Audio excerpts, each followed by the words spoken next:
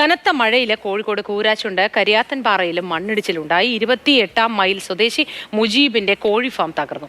ഇന്നലെ രാത്രിയാണ് മണ്ണിടിഞ്ഞത്. വിവരങ്ങളുമായി രാഹുൽ കെ വി ചേരുന്നു. Rahul, good morning.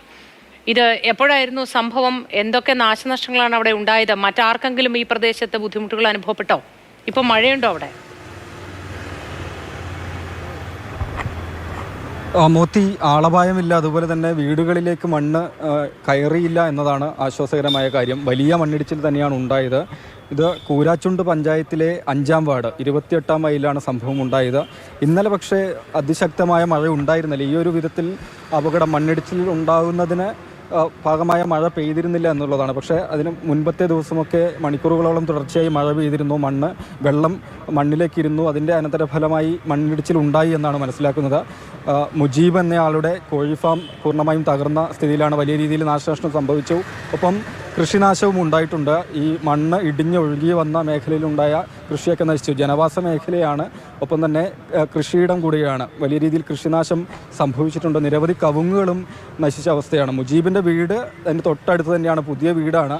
വീട്ടിലേക്ക് മണ്ണിടിഞ്ഞ് കയറിയില്ല എന്നത് ആശ്വാസകരമായി നിൽക്കുന്ന സാഹചര്യം. അതിനുശേഷം പിന്നീടും കാലാവസ്ഥ അങ്ങനെ വലിയ രീതിയിൽ അനിഷ്ട സംഭവങ്ങൾ ഉണ്ടാകുന്ന വിധത്തിൽ മഴ പെയ്തിട്ടില്ല എന്നത് തന്നെയാണ്.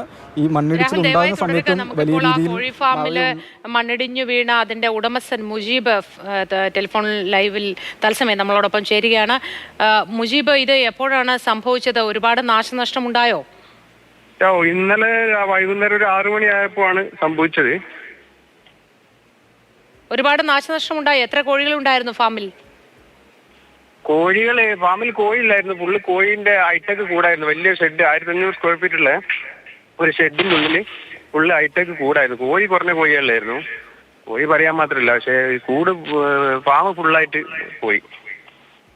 ശരി മുജീബ്, അങ്ങനെ ഒരുപാട് ദുരന്തങ്ങളുമാണ് മഴയിൽ സംഭവിച്ചുകൊണ്ടിരിക്കുന്നത്.